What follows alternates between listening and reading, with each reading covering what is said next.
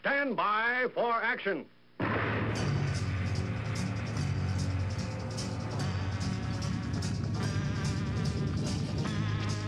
Thanks for joining me. My name is Dave Miller. I am the Unpleasant Blind Guy. We're going to go through a murder case that concluded late last year, highlight some of its effects, implications, what cases like it mean for society, and what we as a society should do to help prevent more of these. On March the 3rd of 2014, I did a show called Practice Love. Here's some of that. It's become a worldwide phenomenon that people can regularly speak with each other and form friendship relationships and sometimes even more over the internet. And those of us with any kind of experience have friends that we regularly enjoy interacting with and who we enjoy see pop up in whatever social media we're on. And when they pass on, we miss them very much. The one that I'm referring to was named Practice Theory on the Twitter. He was part of the Small G Gay Report family and also part of the Red Eye Twitter crew. He would come on with us and have fun, joke around, and you could always count on Practice Theory to tweet something amusing or thoughtful or just plain fun. His tweets were always welcome, and I considered him to be a friend in my life.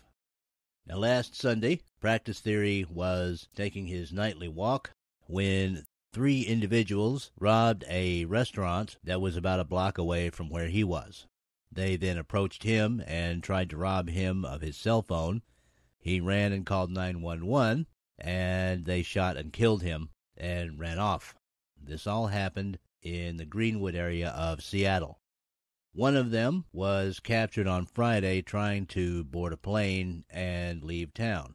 I have detailed stories of this that I will post at UBG Contact on the Twitter. That's where you can contact me with story suggestions, awesome American suggestions, questions, and comments. Practice Theory's name was David Peterson. He was my age, 54. He's survived by a wife who is a very wonderful person, and by a son, a grown son. David was a U.S. Army veteran, retired military police officer, and even though he was 54, he was hardly a man slowing down. He was actually continuing his education in information technology and was looking forward to improving his life. David was buried this Saturday. As you might guess, his death affected all of us on Twitter. I personally found out last Tuesday, and such an impression was the one that David left that his friends on Twitter began to immediately voice their condolences and hopes that his murderers would be found soon and the justice would be done. By March the 10th, when I did the show Practice Hope, we knew more. Now, there have been some details in this case. Mainly, we found out that the accused is 17 years old and that his main concern, as he was relating the details of the murder to his friends, was that David Peterson's cell phone, for which he had killed him, was an older model. He was disappointed in that. He showed no remorse at killing Mr. Peterson, only that he had killed him for an older model cell phone. Then, as the saying goes, it went quiet.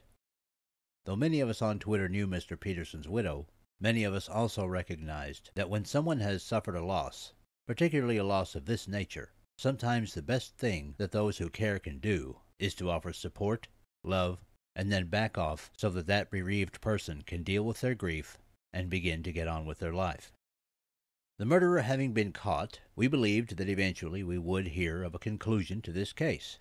But time passed, and many of us heard nothing.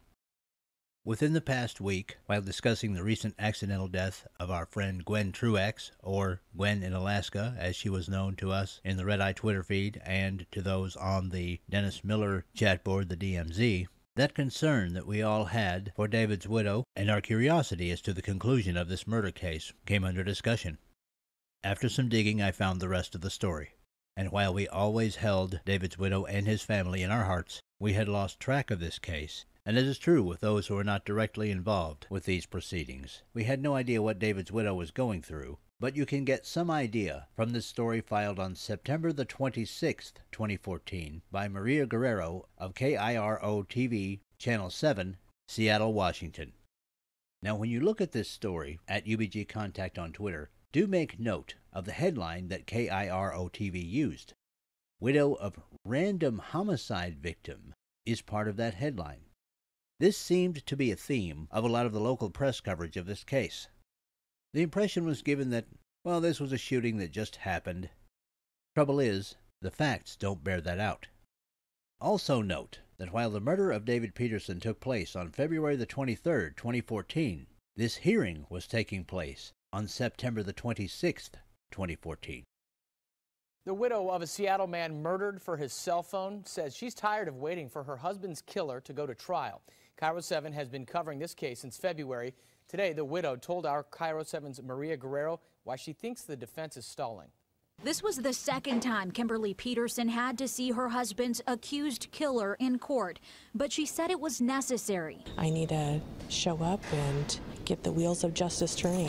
Mr. White was present in custody. In court, the judge ordered us not show Byron White's face. The now 18-year-old seen in this previous hearing is accused of shooting and killing David Peterson in February. People do note the kid glove treatment that this murderer received, the judge solicitously ordering the television station not to show his face. And remember, at this point, Byron White was 18 years old. He was an adult, certainly old enough for the public to see the face of an accused murderer. Yeah, I'm sure it's the defense's goal to put this out as long as possible, hoping that the witnesses are going to drop out of the case. Despite the defense asking for a continuance until mid-December, the case is moving forward sooner. It is little consolation for this widow seeking justice. It just hurts my heart. Hurts my heart that someone could just take a life like that without any remorse whatsoever. The point. What distinguished this murder case all along from all of the other murders that sadly routinely take place in the United States of America each year. The fact that Byron White, with absolutely no empathy for the life of David Peterson, was prepared to kill him. And why? Because he wanted Mr. Peterson's cell phone, and Mr. Peterson resisted and then called police. White told his friends that Mr. Peterson had seen his face, so he had to kill him. All for a cell phone that Byron White complained was not a nice enough model. And the system ground forward, as it does, affording Mr. White all of his rights, while Mr. Peterson's widow and family suffered, waiting until November the 9th, 2015, for Byron White to be sentenced. His sentence? 28.5 years imprisonment. And what was the headline in the Seattle Times reporting this? Former Ballard High student gets nearly 30 years for killing Greenwood man over cell phone.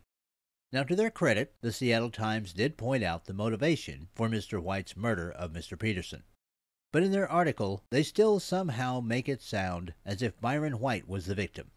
The criminal justice system in the Seattle area operated to the best efficiency that it could for the state of Washington. After Mr. Peterson's widow spoke to the judge issued, according to the Seattle Times story, the stiffest punishment he could. People, our society has to do better. Byron White's murder of Mr. Peterson cannot be excused by saying that Mr. White had a lack of opportunity. He played varsity football at his high school, and trust me, anyone who's been to an American high school knows varsity football players receive preferential treatment. Age cannot excuse this crime. Ask yourselves how many 17-year-old ISIS and Boko Haram soldiers there are, and then go do the research. You'll find there are plenty. This murder can't be excused by the proliferation of firearms or by some argument about skin color or social justice. It's as simple as this. If we're being honest, Byron White is a sociopath who felt he was entitled to whatever he wanted. Mr. Peterson was a man who served his country in the United States military, and then as a civilian routinely bought shoes for homeless men he met on the street. So what caused this contrast of characters between an enabled sociopath and a man of service just out for a walk one evening? People, the first 2 shows I did about this case were called Practice Hope and Practice Love. I think it's time for our society to begin to practice sense. For decades now, the family unit has been disparaged, fatherhood has been made a laughingstock, and more excuses for the kinds of acts that deprive families of their fathers and husbands are made each year by government representatives, so-called learned individuals in academia, and agenda-driven propagandists in our entertainment industry and popular press. It's time for our people to understand that actions have consequences, that it does matter when we do things to each other that cause harm, and when those things are done, our society is obligated to mete out punishment that is swift and vigorous. This is not harsh treatment. This is not cruelty. This is sense. The kind of sense, when practiced, can actually save our civilization. We can do it if we will admit that our young people have the ability to take responsibility for their own actions, if we are willing to say that parents must parent, and that job belongs to both mothers and involved fathers.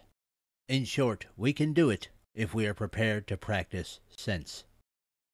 I rarely try to speak for others, but I believe that I can speak on behalf of David's friends in the Red Eye Twitter feed when I say that, Seeley, as we loved David for his humor and for himself, we extend that love to you and your family, and wish you all happiness and healing for the rest of your days. That's it for this time. I appreciate each and every one of you. Thank you for listening, and may your God go with you. Goodbye. The Unpleasant Blind Guy is copyright 2016, Anno Domini.